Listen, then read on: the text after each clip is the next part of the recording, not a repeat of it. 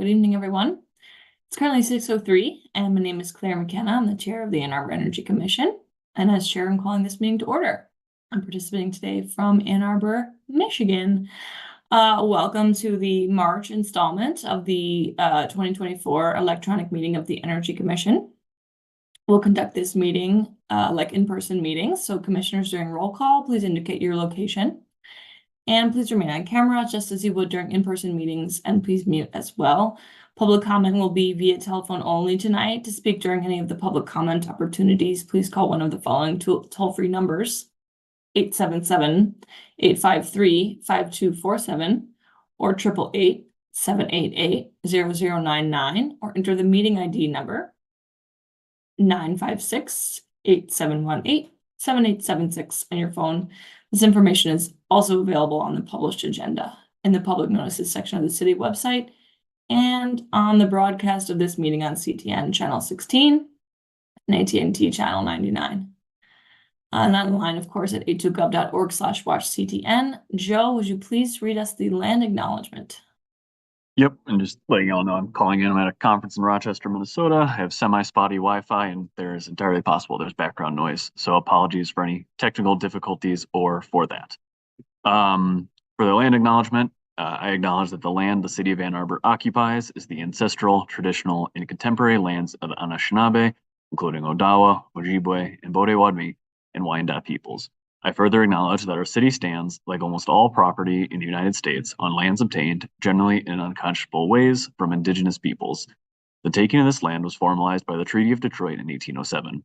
Knowing where we live, work, study, and recreate does not change the past, but a thorough understanding of the ongoing consequences of this past can empower us in our work to create a future that supports human flourishing and justice for all individuals. Thanks so much, Joe. And can you please call the roll? Yep, like I said, just state where you were at as you were calling in. Commissioner Berkowitz. Present from my home in Ann Arbor. Councilmember Briggs. Here in Ann Arbor. Commissioner Colvin Garcia. Present from Ann Arbor. Commissioner Hans. Let's see in. Vice Chair Harp. Present from my home in Ann Arbor. Commissioner Levin. Here in Ann Arbor. Chair McKenna. Present in Ann Arbor. Commissioner Mirsky. Here from my home in Ann Arbor. Commissioner Overpeck. Not seeing. As mentioned, Councilmember Dean will be unable to make it. As mentioned, Commissioner Sender will be a little late, and Commissioner Smith will also be unable to make it tonight. Commissioner Zittelman.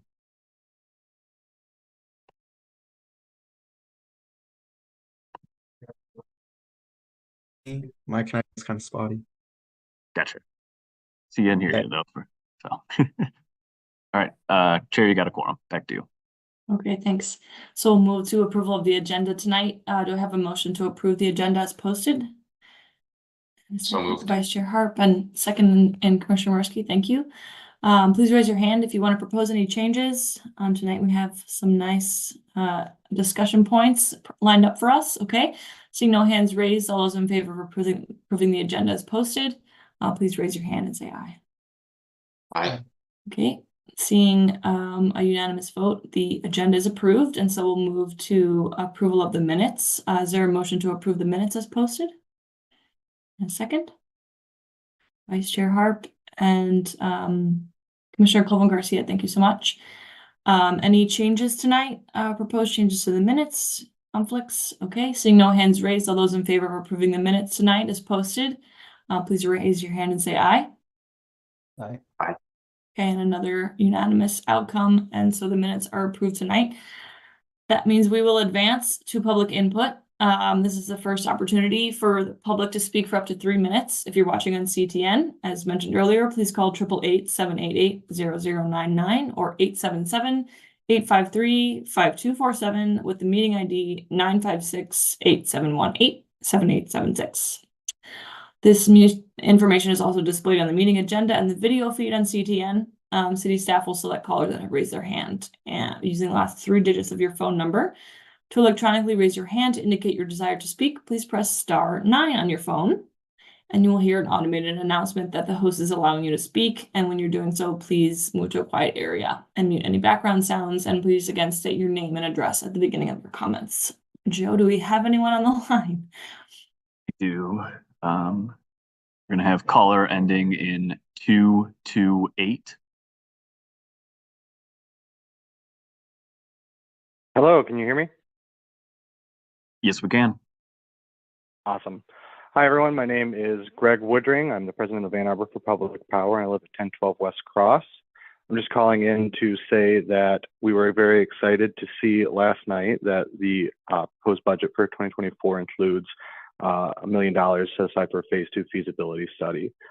We in Ann Arbor for Public Power fully support what we interpret to be the intention behind the staff recommendations, which is to move forward with the SEU and then continue to pursue the MEU in parallel.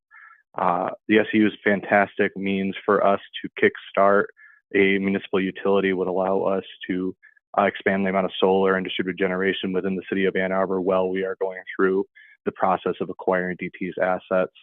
And so we're very supportive of this path forward, and we hope that we can be an asset to the city and bringing this vision to fruition. We hope that as we move forward, we'll go forward with that vision in mind, that while we are continuing to investigate municipalization and going through the various hurdles of it, that we'll continue to try to pursue 100% renewable power through the SEU as quickly as we can. So thank you very much, and I look forward to a good discussion tonight. Thank you.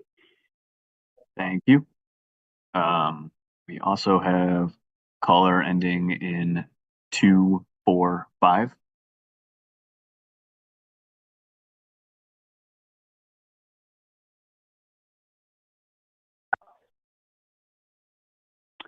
Hello, can you hear me? Yes, we can. Hello, my name is Kathleen Murphy, and I live at 315 Linda Vista Street in Ann Arbor. And I'm speaking tonight, as did Greg Woodring, for Ann Arbor for Public Power, which is seeking a municipal electric utility, or an MEU, to replace DTE. And we want to see the SEU and the MEU, the Sustainable Energy Utility, and the Municipal Electric Utility move forward in parallel. And that means that we like the language in the resolution supporting the advancement of the Ann Arbor Sustainable Energy Utility to be inclusive of a muni or municipal electric utility in the future. So thus, I'm asking that the language be included in the resolution you're putting forward tonight. Thank you very much. Thank you. I have no further callers. Okay, thanks. So now we'll move to a discussion of the resolution that was pointed to in the last couple of notices from the public that we had.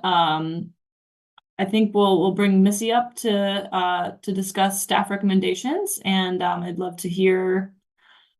Missy, thanks for joining us. I'm so excited to hear what you have to say tonight, and I know that will be a fruitful discussion. So go ahead and take the floor. Thanks, Chair McKenna. And thanks everyone for allowing me to join you tonight.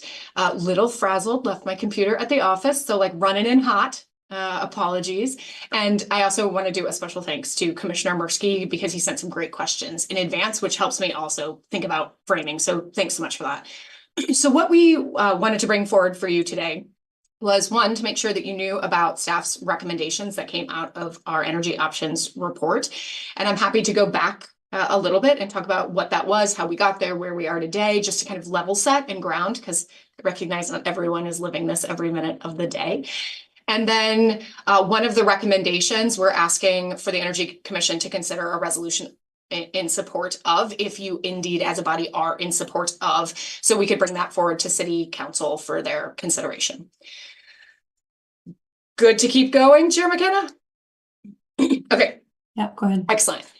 So as folks probably recollect, we have a very ambitious goal of 100% renewable electricity powering our entire community. And that is part of A20. It's part of our 2030 plan and strategy, but it also was actually adopted by council separately. So it's even more kind of reinforced as a goal that we're aspiring towards.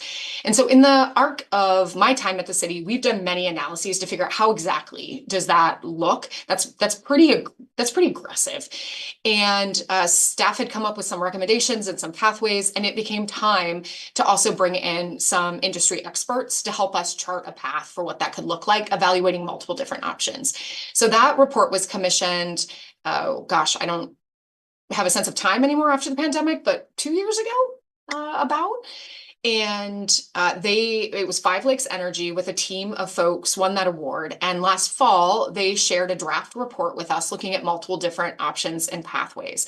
Now, they really were only focusing on that one goal, 100% renewable energy, right? That is the charge that we have from City Council right now. That is the goal and objective. Now, there are pros and cons of lots of different approaches that we could consider. So they looked at the different options through the lens of our energy criteria and principles, which this body helped adopt and move forward to City Council for formal citywide adoption. So they evaluated lots of different pathways. They did some economic analyses of those pathways. And in the end, they came out with a series of analyses and I would say soft recommendations. Their job wasn't necessarily to recommend a path forward, but it was to inform our path forward. Just a few weeks ago, they finalized their recommendations, and I want to be transparent. Nothing substantive in the report changed. It was formatting. I caught some typos, but they needed to get it final in design. So if you go to a website today, you're going to see the final version of that report. The analysis is not different. What is, though, is when we wrote our RFP, we asked to understand pathways to achieve 100% renewable electricity, and we had some sub-questions. And their report didn't answer all of the sub-questions. Things like the best way to do demand management programs, or estimates for things like undergrounding. And so when they were finalizing the report, I had them do an addendum to make sure they hit all of the requirements of the RFP. That's also on the website. That's a shorter document where you can take a look. A part of that analysis was also costing out what a phase 2 study would look like, what they thought a reliability study would look like if we were to investigate in that, and a best guess estimate of what legal costs would look like if we were to pursue formal municipalization. So you'll see numbers in there. It is also where the $1 million estimate came from about the cost of the study, because we had them do industry research on what it would actually take to do a phase 2 study, which is, as you heard the callers talk about, this kind of interest, and the administrator is considering it. It is not in the budget yet because his budget isn't done, but he is like, that is in the ecosystem of what's being considered. A phase 2 is really an appraisal, right? It's an offer that you have to be prepared to make to buy said assets. So it's a very, very specific type of assessment that has to happen. So all of this is to say, this report comes out, and the report finds that there may be many reasons to pursue formal municipalization and a taking through condemnation of DT's assets, but it is unlikely to hit our 2030 goal. And given that, doesn't mean you close that door, but means if your 2030 goal is the only policy objective you have, which it is, you need to lean into other strategies immediately. And those other strategies don't close, again, future options. You want to leave doors open. But if that's what you're aiming for, you got to act now. And so they recommend that we lean into the sustainable energy utility.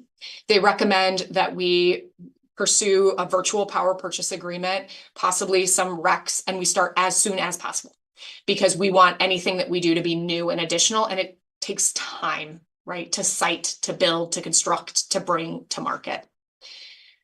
So we got that report in late fall, and then staff obviously were processing. We then got the models about 2 months later. So just want to pause for a second, let you know, we all got the report at the same time. You got the report. I got it about 24 hours before you got the report, but we got that simultaneously. The models, though, took much longer, and they're very complex. And so it took us a lot of time to walk through those models, to be trained on them, to understand the assumptions in those models. And they were even complex enough. Y'all, I may not be the smartest person in the entire world, but I don't run a utility either, and I needed help, right? To figure out exactly how valid some of the assumptions were, like the cost of resilience, the value of resilience on the system. What are other utilities doing right now to price a battery? How are they using it for demand management purposes? These are really important industry defining questions that are happening right now and people are seeking answer on. So Brian Steglitz and I made the decision to hire a third party that actually works with utilities doing rate making to test the model. And they are actively doing that right now. We got some preliminary discussions with them last week showing they think the model is sound. There's some tweaking that's going to happen. The reason I'm sharing that is because the model for the sustainable energy utility in particular was an economic model because we knew the technology was possible, right? But we needed to know that the economics worked. And what we have found out from all of these analyses, and again, we'll share the final report from Stratagen, is the firm that we're working with, as soon as we get it about like an external validation of this model, is not going to surprise any of you. Solar works. Solar will come in cheaper per unit of production than what people pay today. That makes complete and total sense because solar has a payback, right? If you don't have solar, we talk about it might take 11 years or 13 years, but the asset is warranted for 25. However, at the scale we'd be talking about, we're talking about a 30-year asset with the maintenance that we'd be doing and the performance. So that works. What we're trying to understand is what's the price of a battery? And how do you provide the holistic value associated with that? So that's what we're trying to uncover right now. And that's where I can't tell you that it inherently is cheaper than what you pay today, because what you pay today doesn't have resilience associated with it, right? So there's an additional price, and that's what we're trying to unpack at the moment. So this is more than you probably wanted, and I'm happy to go into as much depth as folks are interested. The point of this is after doing all of these analyses, Brian and I sat down with a group of stakeholders and we thought through, well, what does this mean? What are we going to recommend, right? We need to take action somewhere. And what do we see as the space? And so what you've got before you in your packet is a memo that we prepared for Milton and co-developed with him that he then sent to City Council for their consideration, just as kind of an FYI. And that memo explicitly recommends 3 actions. It recommends that we put the sustainable energy utility forward to a vote of the people. And I'm going to pause. I don't actually think, nor does anyone think that's required, but we want to do it. And here's a few reasons why. One, I think it's good practice. This is a big policy decision, and we should know that the public wants us to move that forward, at least from staff's perspective. Number 2, if someone hated this, perhaps a utility, they will try to sue. And if you have the vote of the people, it's clearly allowed. So I still think we'd win. I'm not a lawyer. I can tell you many people, everyone thinks that we would win, but it could slow it down. And we don't want to go slow. We don't have time to go slow. So get the work done on the front end so you can go fast, right? The third, it gives us a chance to do really deep education and outreach to understand what appetite for the SE looks like. Let me remind you, the proposed sustainable energy utility is optional, right? You don't have to be a participant in it. So it's an opt-in, that renewable generation system. That is why staff are recommending bring it forward, give us the time to really engage stakeholders and understand. It also will help us with a rollout. If we know we have high demand and we're talking about unveiling in the first year 50 megawatts, that's a really different project than 5 megawatts, right? It helps us figure out how to price it, how to scale it up, the kind of contracts we need to have. So we're recommending, 1, we go to a vote of the people. We are recommending continuing to pursue grant funding to help with the second phase of the SEU, which is the interconnectivity, right? Neighbors connected to the same system sharing power. That is not what we've modeled so far in detail in the analyses I've told you about. So we continue to work with, we have a team. We actually met today, folks like Schneider Electric, University of Michigan. We've got Pecan Street. We've got really great folks who are helping us design the system to grow to what we know is phase 2. It's not really microgrids, but that's the term people are most familiar with. A microgrid feeds back to the grid. These wouldn't. And so we haven't come up with a cute name. If anyone has a cute name, please let us know. We're trying to figure out how we define this distinctly so reviewers aren't confused. So that's proposal number 2. And then proposal 3 is that we actually put out an RFP to start getting bids to build brand new renewables in Michigan that would be for the city of Ann Arbor, and we would contract through the mechanism that we have, which is a virtual power purchase agreement. Does not preclude eventually being a power purchase agreement if we do become an MEU, but it is what we can only legally do today in that vehicle. Those are our formal recommendations. And in a minute, you'll see a resolution before you to consider the first, which is supporting going to a vote of the people to see if there is appetite for the SEU. In addition, we do present other considerations for council. I want to sort of go with reiterating something I've said a few times already. The only policy direction that we have is 100% renewable energy by 2030, right? If council finds other reasons and objectives to pursue traditional municipalization, then we recommend steps to take that. But because we do not believe formal municipalization is possible with 100% renewable energy by 2030, we are not providing a recommendation on it, right? So we are staying silent on that particular element. Again, because the policy objective staff have been asked to implement is 100% renewable electric by 2030. Great. So if you read this memo in the other considerations, you will see the ask of, if we decide for other reasons, many other reasons that we want to pursue municipalization, we say, we think they need to be staggered. I think it would be very confusing to go to a vote of the people on 2 utilities, right? So let's start with an optional supplemental. Let's get it and see if there's even appetite for that. And if there is, we can be doing a phase 2 study, and we can be talking about kind of rolling and growing that into something else, like a full municipalization effort. And we walk through kind of other steps there. So I'm going to stop because I see John's hand and I see blank faces on the screen, which means you're confused. So John. Thank you. Process-wise, is it okay that I ask a question right now? Yeah, let's move into it. At least for my benefit, and I've forgotten admittedly, what resolution was it that council passed explicitly calling for 100% renewable energy by 2030? The 820 plan. I'll see if I can find it in the background, John. Pardon me? I'll see if I can find it in the Okay, background. yeah. Because the 820 plan, as was mentioned in my memo, assumes CCA, and it would, and the assumption on the timeline is that 100% renewable energy would be achieved through CCA by the end of 2027. And so I know that there's the guidelines and principles that were passed. Was it in that resolution, or was there a separate other resolution calling for 100% renewable energy by 2030? Yeah, let me see if I can pull it up, but let me take, you opened a lot of really good points for clarification. So it may take me a minute. I may have to come back because I'll do that behind the scenes.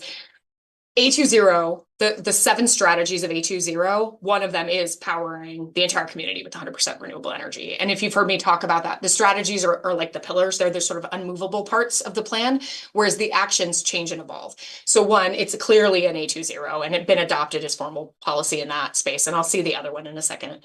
The other thing I wanted to name is, thank you for naming CCA. Community solar, landfill solar. Those are projects that are still in A20 and we're still working on, right? So just because we would pursue a sustainable energy utility, or if we pursue formal municipalization, does not mean we're not doing those other things. I've talked about this before. One of the concerns I have around traditional municipalization is transferability to other places. If we do CCA and we get that passed, it's fixed for the state. Right? I'm not going to let that go, but we also are very, very serious in our office about hitting our 2030 goals. So that means we have contingencies. Like we're working on 4 or 5 things, which some of them won't work, right? We're going to lose some of those. We may have some duplication or options for how we achieve if we're successful in a few of the other irons. But I just wanted to reiterate, CCA isn't dead. We've got a draft of the legislation. We're just waiting on the strategic moment for one of our representatives to introduce it. I applaud that approach. So that's the ramble, kind of backstory. I do want to name a question I saw from Commissioner Mirsky was in November.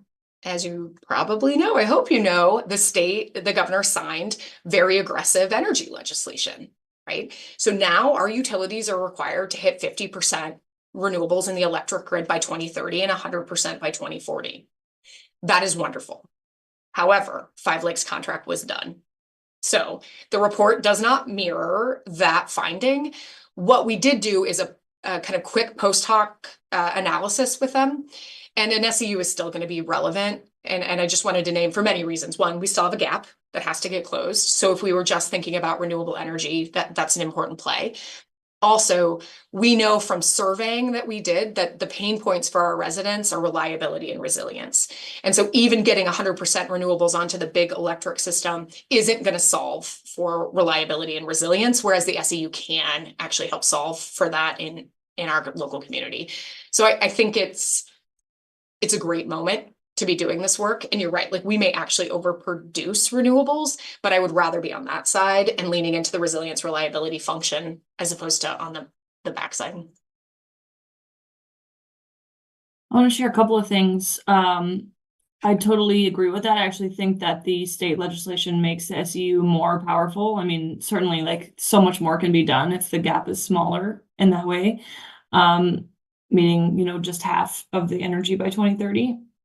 And also being in a position to have invested at this point in the kind of infrastructure, which is quite cutting edge. I wanted to ask Missy a question about, you know, FERC Order 2222 and just talk a little bit about framing some of the federal regulations that will be coming out that will kind of enable this. But I also just wanted to share a point of process for the commission and for folks listening. So this is going to be in terms of the resolution and what we're considering here today. This will be our first review of it. So, you know, we're hearing about it. Everyone received it in advance, of course, but, you know, it's nice to have the discussion here together. So any questions that you may not get answered tonight, we can continue in contact with OSI and talk more about it and kind of get those questions answered. And we'll have another review on our next meeting on 4/9. And at that point, we can make a decision on whether or not to move it forward. That's kind of where we stand in the discussion today. And so for folks who are, you know, have tons of questions and, you know, can't even formulate them or something like that, just know, rest assured that there's more time to review this.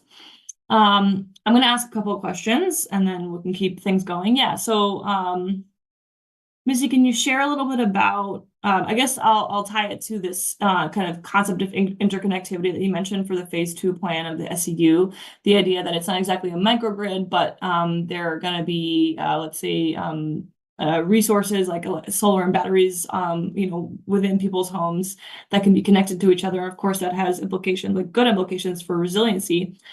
My question is, how are you thinking about with your consultants kind of like planning for the future? Like how are some of these future federal regulations that govern like wholesale sales of electricity like will be created through this this plan? You know, maybe leaving out some of the like overly technical things, just like how are you conceiving of thinking about future planning, knowing that this space is so cutting edge and that really in a lot of ways I see this as anticipating the implementation of some upcoming big news kind of for distributed energy resources or, you know, renewable energy resources in this country. So just share a little bit about that. Yeah, thanks for the question. I think it's worthwhile to kind of reframe that a sustainable energy utility would be supplemental, which means it's not the load serving entity. And by not being the load serving entity, we are not tied barred to the federal regulations that are coming out that you're referencing. And so that's actually one of the benefits in terms of the design of the SEU. Now it could grow. And if we did grow into full, you know, traditional municipalization through condemnation, it would have to be in compliance. Right now, though, the design elements that's from an SEU perspective of deploying DER and storage, and let me also say it's not just those two, we would want authorization to do geothermal for heating and cooling explicitly. If we're going to go to a vote of the people, we're going to ask for everything the utility could possibly do. So we're going to ask for electric, we're going to ask for heating and cooling through thermal, and all of this has to be, you know, carbon neutral sources. We're going to ask for authorization to do efficiency work so we can offer those kinds of programs as well as on-bill financing. So we sidestep the question But if you want to tell everyone what it is, the regulations, that's great. I know enough about them to mess it up. Yeah. I mean, also a student of this, but I'll say that it's like, I'm actually in a energy law class right now. So just imagine me over at the law school, like, what am I doing here? Everyone knows I'm not a lawyer, but yeah. So Fork Order 2222 was just passed recently. And FERC, who's going to remember what it stands for? Federal Electricity Regulation? Federal Energy Regulatory Commission. Energy Regulatory Committee. Okay, so they make the rules for how the utilities operate and ultimately kind of operate wholesale sales of electricity and especially interstate sales of electricity. And so this new order allows for the aggregation or like the packaging, right? Like combining multiple smaller resources of the kinds of distributed energy resources like solar and batteries that we're talking about here. And while normally these kinds of resources, let's say, would come down to the level of someone with solar on their house, right now the kind of rules that govern that are ultimately our utilities rules. So, and that's governed by the state. So the utility or the state sets the rules, and the utility has to. This is the Michigan Public Service Commission can say how much of a portion of the overall load is allowed to be accommodated with solar. And so that actually limits what individual homeowners, let's say, can do with solar. But if we think about what FERC Order 2222 does, it allows for the bundling of these distributed resources onto the wholesale market. So it actually sidesteps the specific state laws, which a lot of folks think actually limit the amount of solar we can have in our homes and businesses.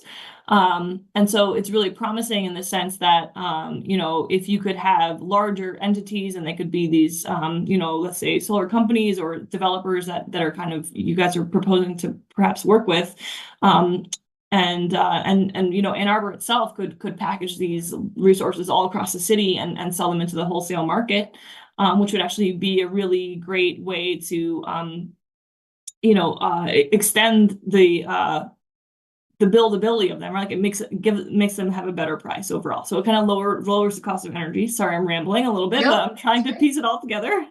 So it lowers the cost of these systems across the board, which is really going to be a benefit to Ann Arbor.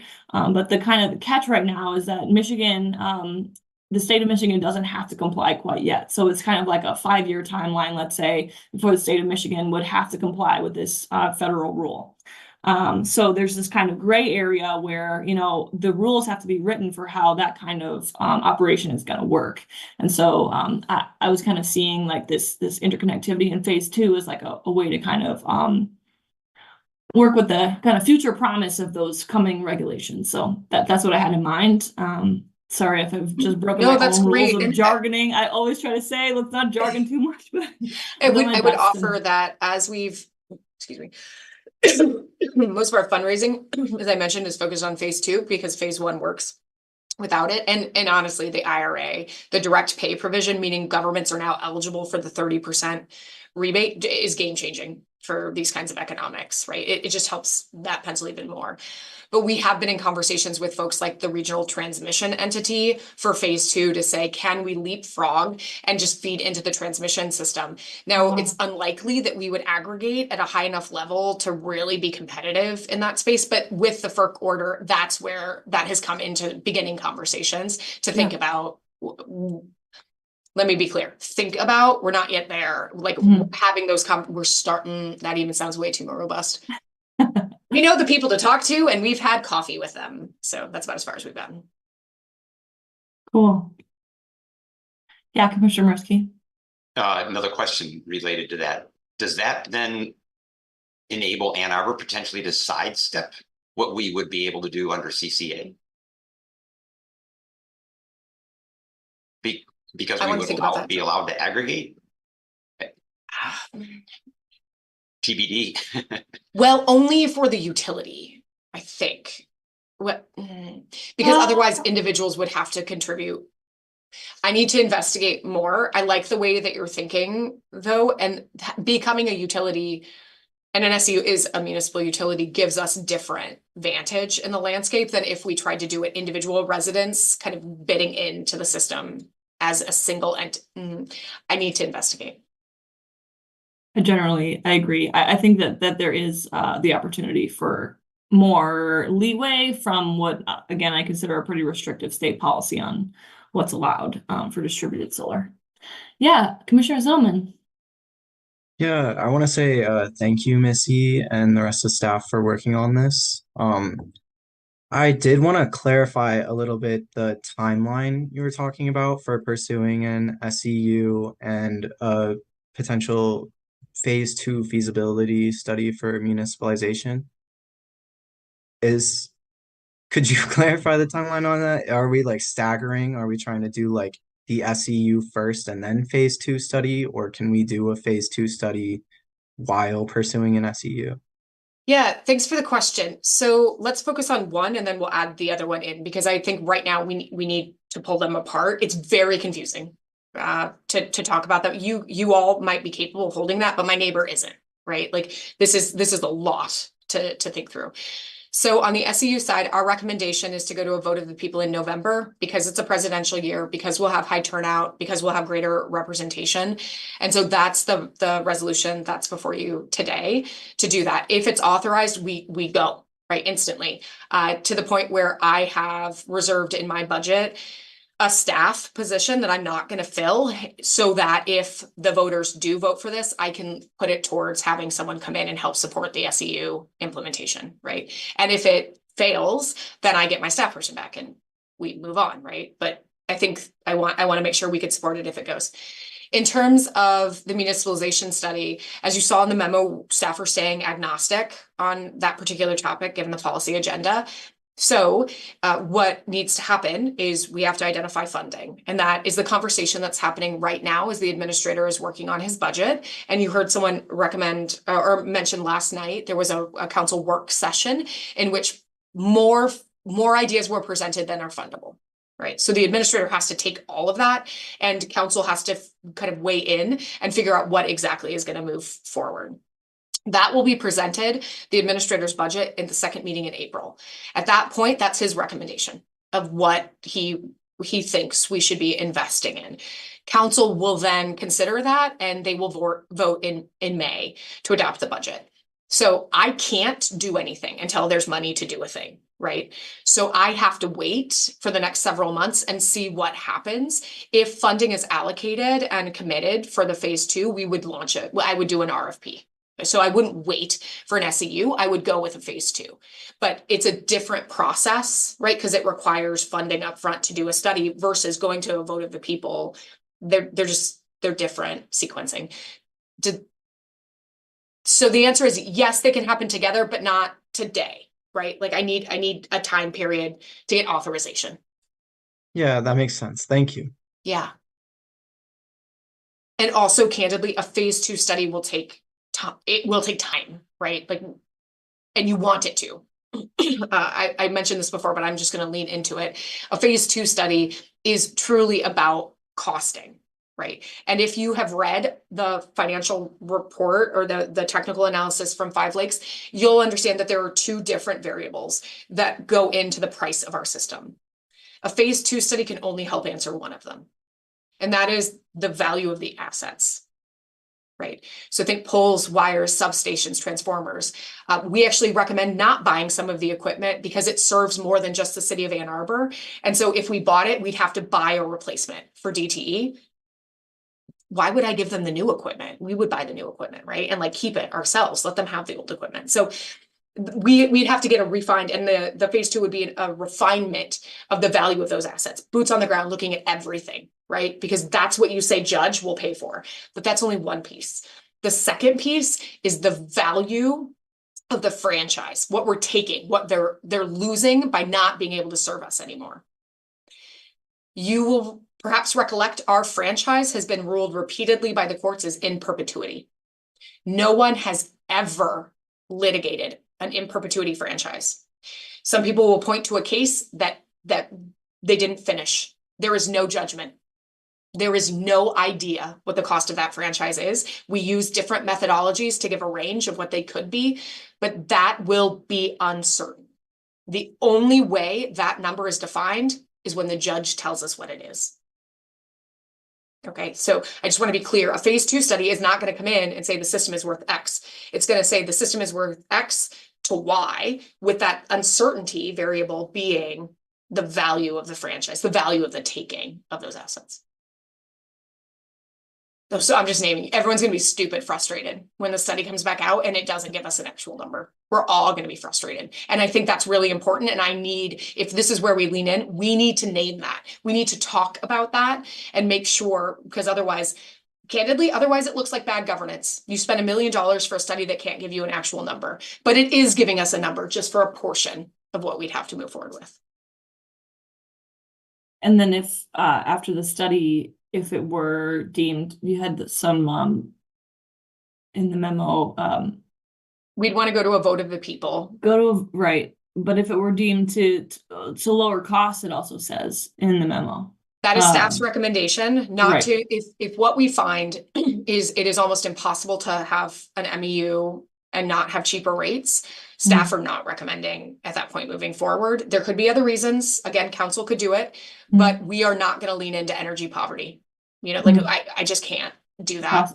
To have folks pay more. Yes, correct. But what I wanted to say there was, once you have the value of the physical infrastructure and the range for the taking, at that point, that combination of what you know and the uncertainty will be the cost that will have to be paid to buy the system. That's right. Which will then, still. And so we would, at that point, the proposal from staff is if we get to that point and we see light, right? And we want to go for whatever the reason is, it's more affordable, it aligns with where the public wants to go. It doesn't matter. We want to go to a vote of the people, just like we want to go with the SEU to make sure the public wants to pursue this, right? At that point, because that's saying you agree to making an offer of X and starting the litigation process. That's our recommendation. That's really, really helpful. I don't know if I've really heard it broken down quite like that before. So thank you for doing that. Does anyone else have questions? Yes, Vice Chair Harp. Thank you. This is great. And thank you for the presentation and the discussion. Just thinking, just as a small point and thinking about the resolution language itself, it's an open question in my mind about whether or not it's useful to include the community survey results in one of the whereas clauses, for example, in terms of resilience and reliability in that as well, and cost, which were all three identified as sort of some of the priorities. And secondly, I was wondering if you could talk a little bit about what then the next steps or the process might be for bringing this to a vote, and sort of what the ballot language, how you might get to the ballot language, and sort of what those educational materials might consist of. For example, you just pointed out distinguishing between SEU and MEU is going to be a piece of that, and a big piece as well. So sort of clarifying those distinctions might be, I'm just sort of wondering about how we get there. Yeah, great question. So the process, it is very likely that staff will bring a resolution to council to consider this, right? Because it's a staff recommendation. Your guest is charming, and I love your guest. So we will start working on ballot language that reflects like a descriptor of what the SEU is and the authorization. What is it we need to be authorized to do, right? It's don't take these words because we need to do the work, but it's not just create, its own, operate, maintain, right? Like there are very specific words when you're creating a utility that have to be very intentionally defined. You have to follow the rules for ballot language and timing. So that process will happen. It will give authorization to do, but not requirement to do, right? So it allows us to start it, but doesn't mean we have to offer it to everyone, right? However we need to phase this, that's an operational question that has to be determined. So we would be working on the ballot language, assuming that goes to council, and well, if they kill it, they say no, we're done. right? Like that's, I'm moving on to rebates or whatever else is next in the list. But if it were to move forward, I have already started thinking about what a community education campaign looks like. As soon as it gets put forward and passes council, if it does, there's no activism, there's no lobbying, it is facts, right? And so my job becomes making sure people know the facts. I would want everyone, that's audacious, but I would want 90% of the people walking in to vote or voting at home to have had information about what this is so they can make an informed choice, whatever that choice is. I just want informed voters. So we would execute on a strategy, we would develop a strategy, and we would execute on that strategy to make sure voters had information about what this is and what this is not. We would not. I mean, I don't think there's any utility at this moment in leaning into it's not an MEU or it's this, right? Because it could be many things. Like it's just what this is, right? This is a supplemental utility focused on providing 100% renewable energy and resilience features that is optional, right? An opt-in service. Are we authorized to create that and execute renewable energy systems, geothermal systems, et cetera, something like that? And we would be coming back to you all, right, with that strategy and asking for your help in getting the word out. Again, very factual, like this is what it is, this is what it is not. Thank you. All right. Other questions before we thank Missy for her time? Yeah, Commissioner Morski, go ahead. There's one other point in the memo that you brought up, but I don't know if it was going to be addressed in the resolution and in the activities over the next couple of months. And that is, it's something to the effect that begin the process to enter into VPPAs to fill the gap to allow the city to achieve the 100% renewable energy goal set by council. Would that be covered in the resolution or in the ballot language? And I have maybe a follow-up question after you address that. Yeah, it certainly wouldn't be in the ballot language because the ballot is only authorizing creation of the utility. It could be in the resolution though. If this body collectively said, we want to lean into the 3 recommendations, absolutely. I picked the first because from our standpoint, it's really time sensitive, right? That if we're going to go in November, I need to start doing education yesterday. And so knowing if this body supports that helps me do a work plan. But if you also support the idea of putting an RFP out to get new renewables and getting those bids, I would certainly welcome it. But it is distinct enough in my mind because the city would pay for it as opposed to the voters authorizing creation of a utility. One is just like a contract mechanism that the city undertakes. The other point is I guess more a point than a question, although you can address it or respond to it as if it was a question. And that is in my memo that you mentioned earlier, and I only copied staff and Commissioner or Chair McKenna and Vice Chair Harp. And that was the report that we've been all referencing. Later in the report talks about the cost of VPPAs and RECs, and I want to make sure that I understand it correctly, and not only me, but others. And it gives 3 scenarios, and the cost of those in 2030 alone could range between 10 and 15.5 million. And my understanding is those don't go away in 2031 or 2 or 3 or whatever. So they go on and there's no indication of what the cost of those might be. And I also recognize that the gap, if you will, that they're making up is elastic, call it that, depending on how the legislation is implemented and how quickly the utilities meet the targets that are met in those in the legislation. It also will depend to some degree on whether or not the city meets its targets in the 820 plan. So the one could be faster, the other could be slower, etc. From that point of view, it seems to me I'm just speaking out loud now, let everybody respond to it, including you, Missy, is that it makes sense that we include something in the resolution about VPPAs, about RECs, about virtual power reduction. What is it called? Aggregation, I guess it is, or agreements. It seems to me all of those really should be studied because the cost implications are really significant. And as you say, this is not something that you just say, okay, we're going to do it, and you buy them, next week. So I'll just leave that for your comment and anybody else that wants to comment on that. Thanks.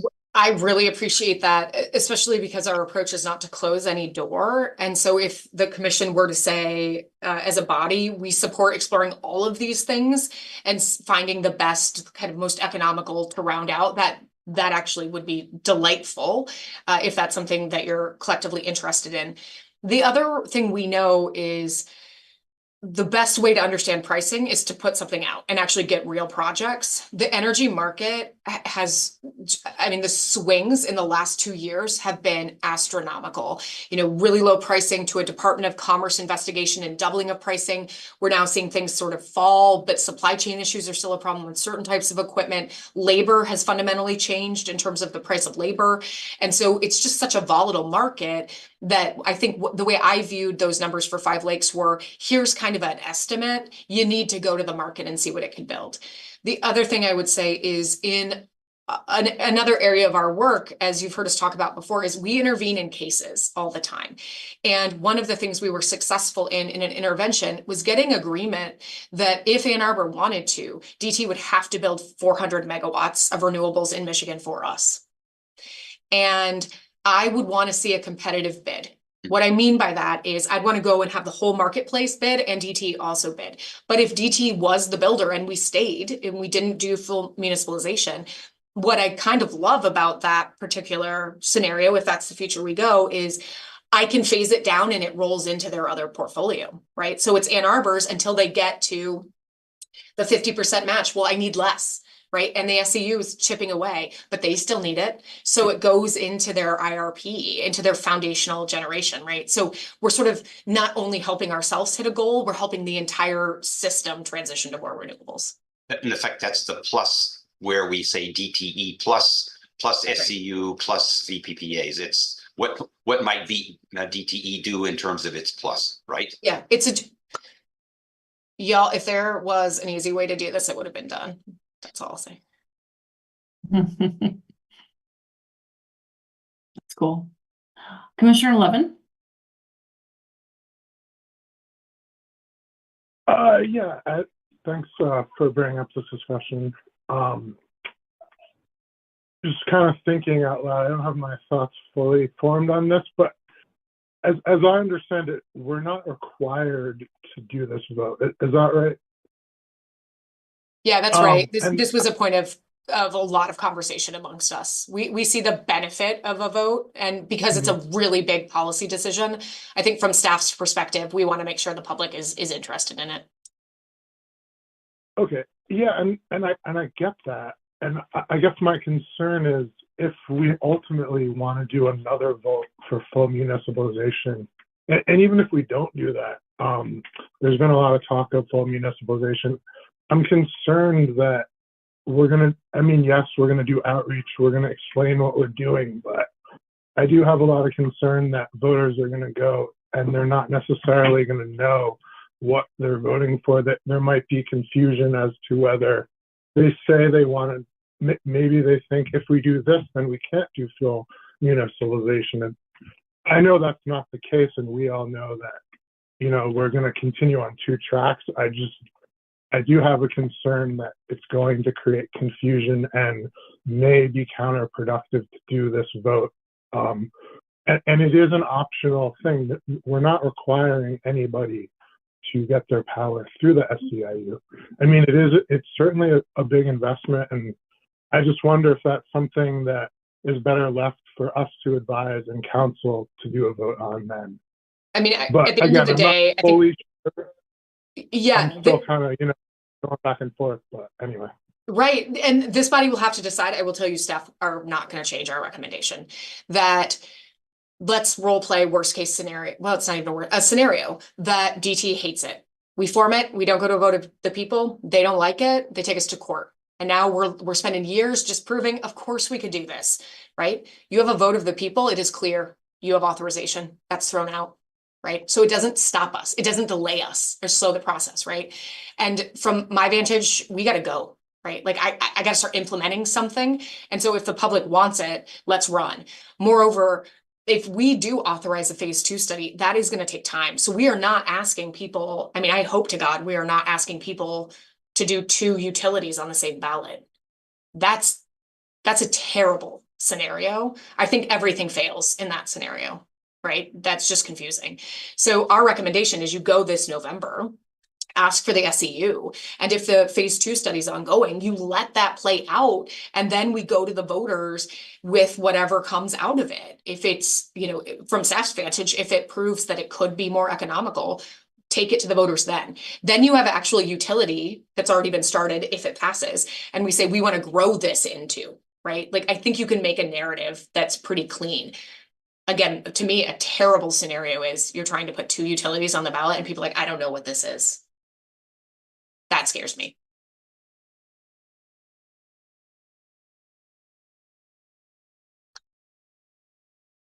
Hey, Commissioner Colin Garcia, do you have a question?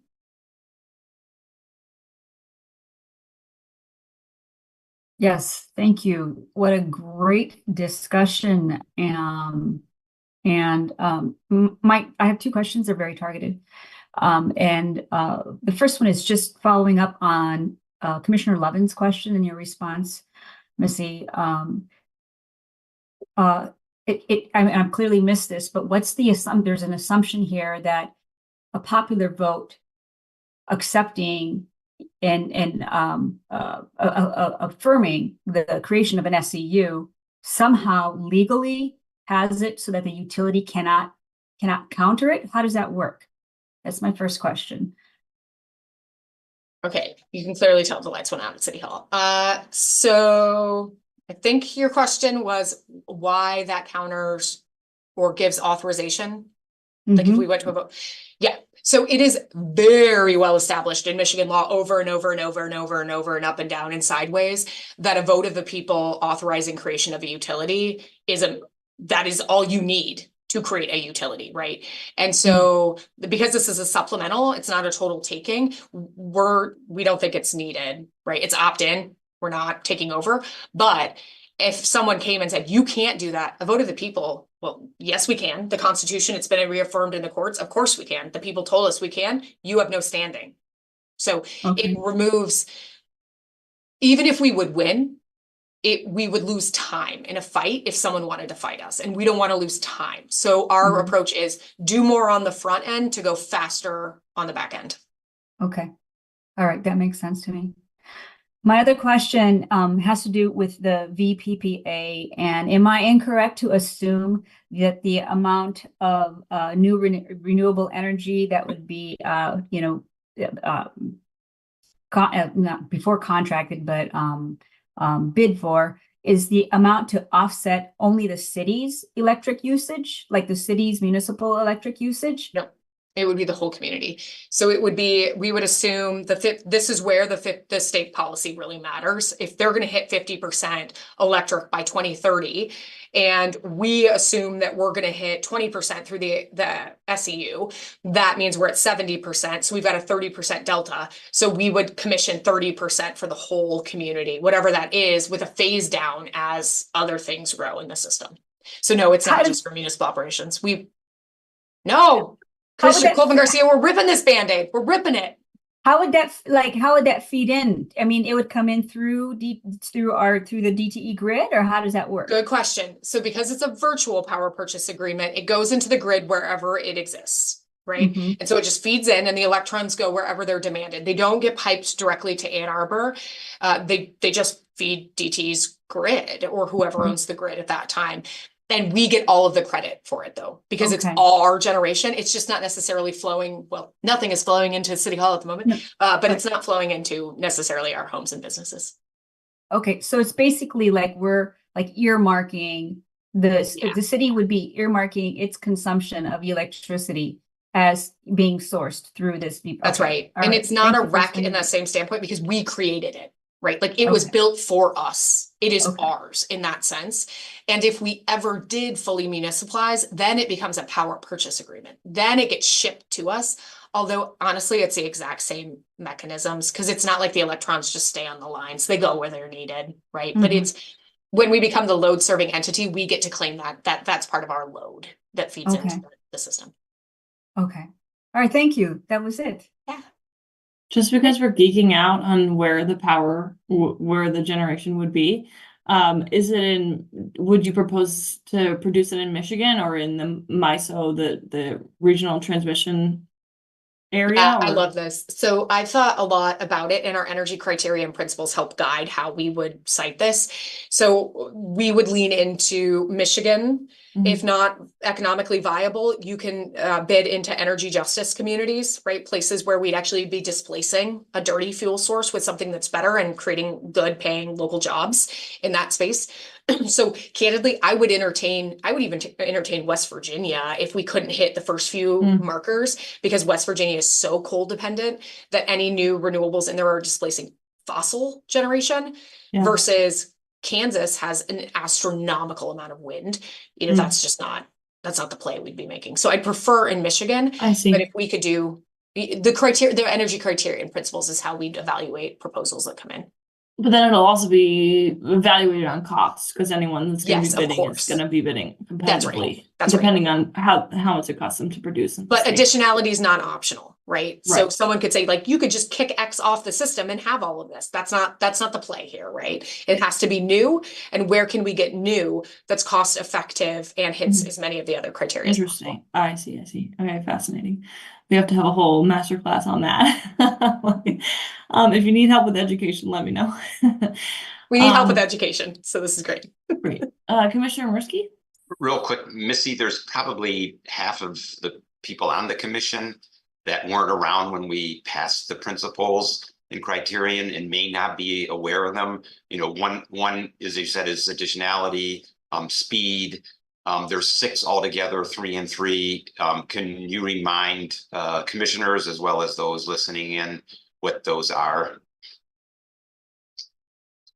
Yes, thank you for the question too. And now you're going to make me pull them up fast. Yeah. Okay, so additionality is one of the non-optional elements that we have. Yep. We've got reducing greenhouse gas emissions, right? That's obviously the framework. And then grounded in equity and justice are the 3, those are the criteria. The principles then, and the principles can be in tension with each other, right? So that's part of the reason they're sort of in this other category. Cost effective, right? Location with local, and local sort of is a bubble that scales out, right? Like as you go. We've got speed, which matters, scalable and transferable. So whatever methodology we use, we want others to use. Okay, right, that's right. Resilience. Okay, good. So help remind me as well, thanks. And me too.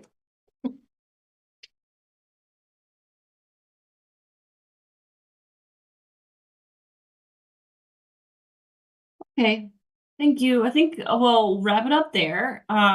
So yeah, we have so much food for thought, and like I mentioned, we will continue to discuss and revisit this again next month. So Missy, sorry the lights turned out. I know it was 7 7 p.m. on the dot. And that can happen. Let's take a 5-minute break and then we'll come back and close out. Okay. All right, see you guys.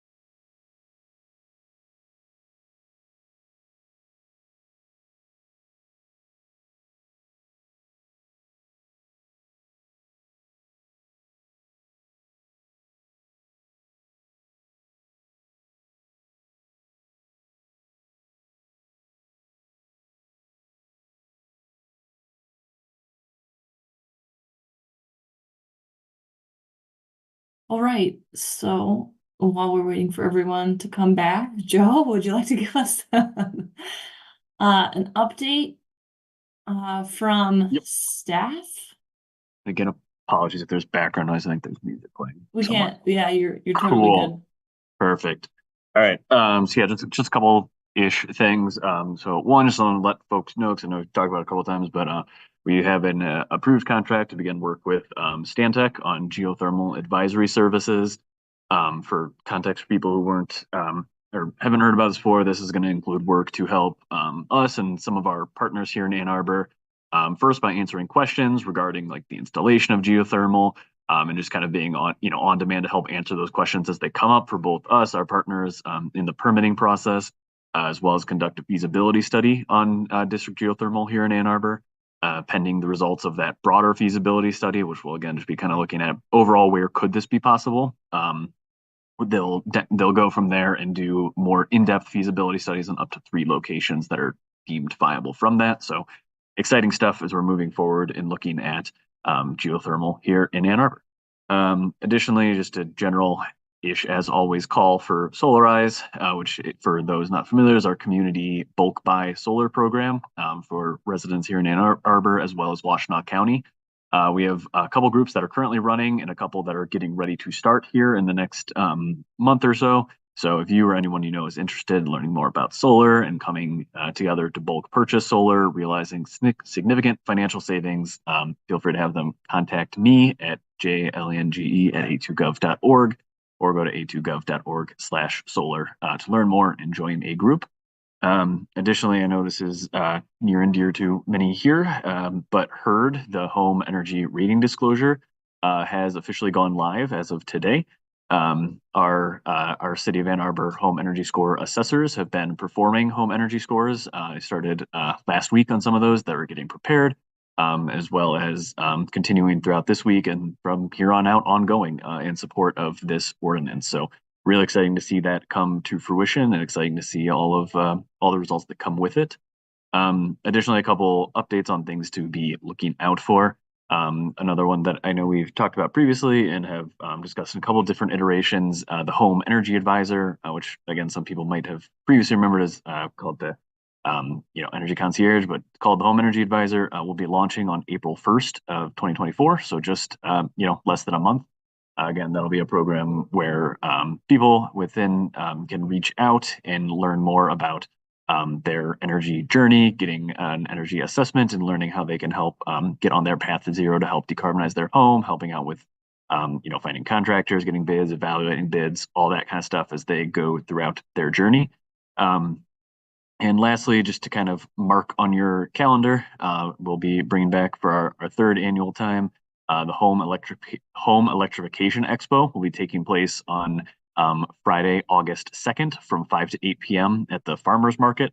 For those who haven't attended that in the past, basically it's an opportunity for folks to come on out, meet with contractors, installers, across all different aspects of the home electrification process to learn more, get hands-on experience, see what stuff looks like, as well as just start figuring out again how you can continue throughout your journey or get started on your journey and just get a better sense of how all that is together. So that's all for me. Fantastic. Joe, just one question on Solarize. Is there something like a deadline or some kind of upcoming date that people should know about, or should they just contact you or? Yep, we offer it on a rolling basis. Okay. So as like I said, right now we have 2 scheduled that are coming up. So people can hop in there, but we're always consistently adding new groups as we go. Okay. So if right now doesn't work for you, or you can always join in a group at a later time. Doesn't mean, or if you contact right now and be like, I'm interested, but then decide, not right now. You're still on the list. You'll get notifications when new groups form. So always feel free to hop in at any point. Okay, great. All right, so we're going to move to report from our working group. If they do care to share, they could also be no news. That would be fine. Vice Chair Harp. Mike, you want to go ahead? Sure. So our work group on transitioning from gas buildings, met in person in early February. Let's see, our attendees were Larry Schmidt and Ken Garber. So it was a small crew, just the four of us. But we had a nice conversation, a lot of it centering around the city administrator's recommendations around incentives and just kind of some feedback on that, potential ways to improve upon it, some questions folks had. And so in particular, I think one of the next steps, we were thinking is that maybe it would make sense to have a conversation about that in this space at some point in the future, but didn't want to get ahead of the process. Let's see, there was some discussion about benchmarking as well, and where the city stands on that as kind of an opportunity to build upon as we think about, electrifying or making requirements of buildings or anything of that nature. Vice Chair Harp, any other thoughts, stuff I'm missing, stuff I got wrong? No, I think that about captures it. Yeah, there was the question about the dashboard and benching of building and commercial energy consumption, and also I think it served as sort of a first cut to of also trying to identify a variety of options that were available and to try to start aligning them and prioritizing them and having a sense of what might be potentially put forward next also as a draft, say, resolution, for example.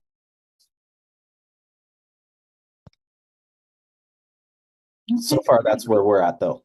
Sorry. Yeah, great. That's great. Thanks for working on that. All right. Updates from the Environmental Commission. Commissioner Morski, can you share with us? Sure. Maybe I'll address what was going to be the second point first, and that is the Environmental Commission actually, at the request of the two council liaisons, was asked to weigh in on the memo that was just referenced, the city administrator's memo on beneficial electrification that was put out in January, and that was considered in the last meeting. So I think it definitely would be appropriate for this commission to do so. As to what the timing is, what the best timing is, we can probably get direction from our council liaisons. I don't know if there's any imminent action on that, but the Environmental Commission was already provided that memo and spent some time in the last meeting reviewing that and discussing it. The other main issue that we covered in the last meeting was an update from staff on the status of the solid waste resource management plan. This is a plan that the city puts out covering 5 years. The last plan was to replace a plan that expired at the end of 2017. It wasn't approved until very early in 2020, and it ran until 2023. So that was 2018 to 2023. And work has yet to begin on a new plan. So we got an update on the status of all the actions. Basically, there's a number of actions that have been implemented. There's several that have yet to be worked on and implemented. So staff's recommendation is to continue to work on those. Work on a new plan is unlikely to commence until next year.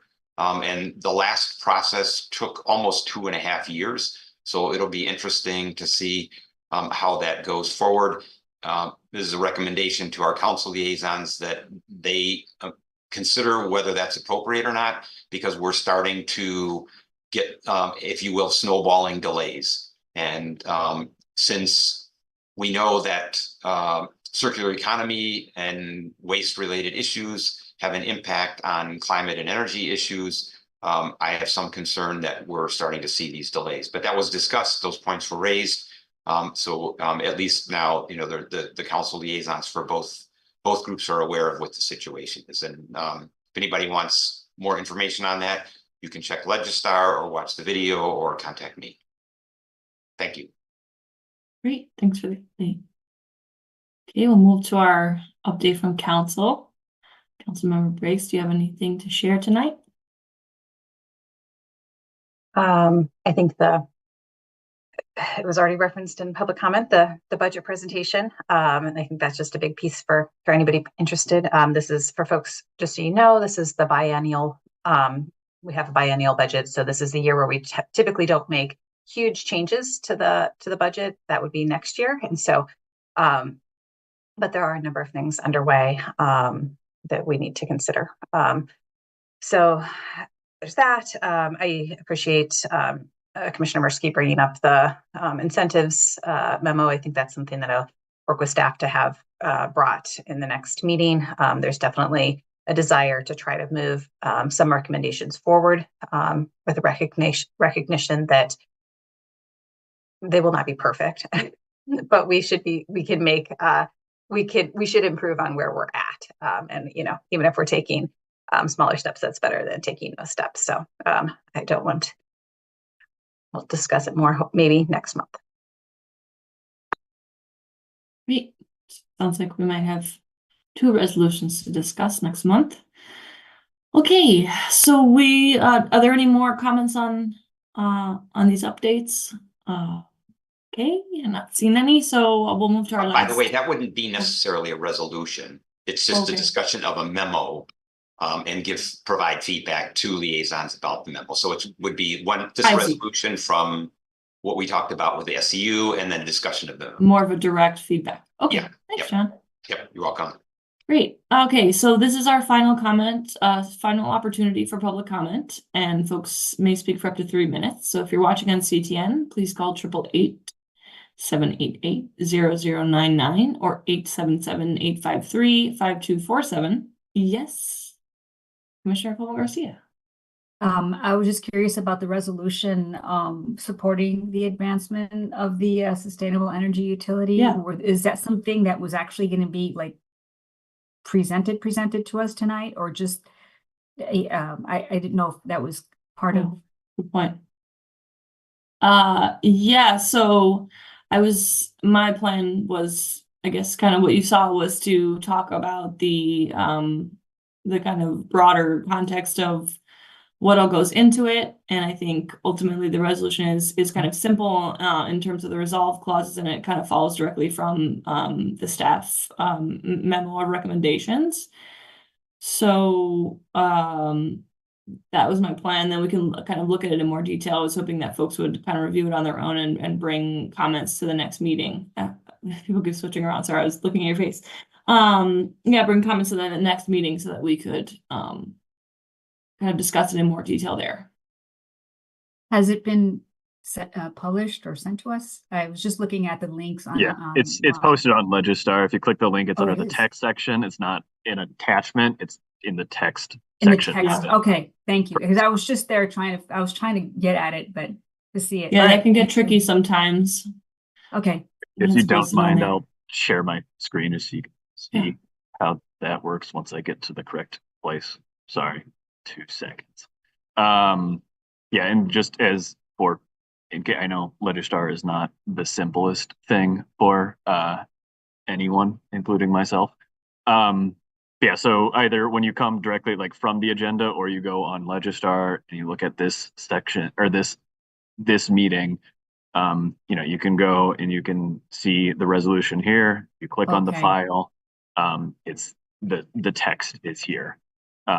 Similarly, if you're coming from the agenda itself, again, if you click on the link there, the file, it goes right to this text section where it is placed. So if you weren't able to find it, apologies. I know Legistar and all of its links are again, not the simplest.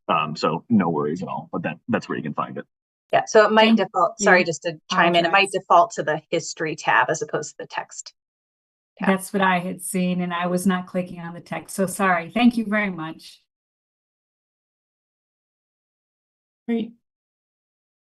Okay, any other comments before we move to public comment? Oh, okay, yes, I thought there might be one. Go ahead. Are we taking suggestions for the next agenda, or what was? Oh, yeah, that's happening after we do the second opportunity for public comment. I'll wait till then. Yeah, great. All right, so as I was saying, please enter the meeting ID once you call the number. The ID is 956-8718-7876. This information is also displayed in the meeting agenda and the video feed, and city staff will select callers that have raised their hand using the last 3 digits of your phone number to electronically raise your hand to speak. Please press *9 on your phone, and you'll hear an automated announcement that the host is allowing you to speak. And when doing so, please move to a quiet area and mute any background sound so that we may hear you. And also state your name and address before you begin your comments. Joe, do we have anyone on the line? Nope, no callers at this time. I think we had enough time there that you're good to move forward. Okay, fantastic. All right, so items for next agenda. Commissioner Mirsky, do you have something on your mind? Yes. I was hoping that either in the next meeting or a meeting relatively soon, we would be able to get a status update on what's I guess called Wheeler Solar Park Solar Project, or the landfill solar project. The city got $5 million from the state. Council appropriated $90,000 to relook at the situation. It would be great if we could get just a brief update on that. We don't need to get an update until the study is done, but once the study is done, it would be great to hear what the status of that might be. And the other thing, it doesn't have to be agenda item, it could be something that addressed tonight or in the next meeting. According to the bylaws, we have 15 commissioners. We've had 13 commissioners for, well, basically since the end of April last year. And I brought this up before. We have 2 vacancies, and I'm a little surprised they haven't been filled yet. That's, almost 10 or 11 months now that those have been known to be vacant. And I was wondering what the intention is of the commission leadership and council liaisons that generally look at the applications and decide whether or not to forward nominations for those openings. So you can address that now or in the next meeting, that's fine. Yeah, I think I have to get back with the group. Yeah, I think that'll be the best way to do it, and we can come with a more cohesive plan. Right. Any other ideas for items for the next agenda?